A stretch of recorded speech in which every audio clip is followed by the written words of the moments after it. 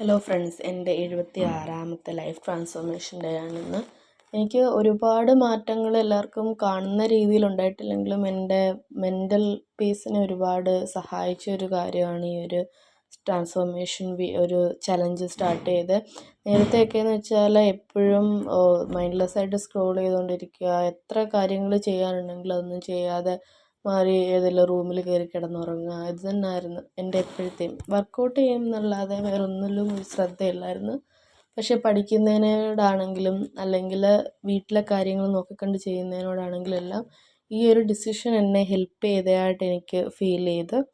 പിന്നെ ഇന്ന് ഒരു അവധി ദിവസമായിരുന്നു, ക്ലാസ്സില്ല, ജിമ്മില്ല. അപ്പോൾ അമ്മയെ കുറച്ചൊക്കെ സഹായിച്ച് വീട്ടിലെ കാര്യങ്ങളൊക്കെ നോക്കി കണ്ടെല്ലാം ചെയ്ത്.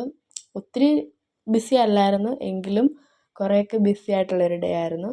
സോ നാളെയും എൻ്റെ ഈ ഒരു വീഡിയോ ആയിട്ട് ഞാൻ വരാം. സോ ഇത്രയേ ഉള്ളൂ.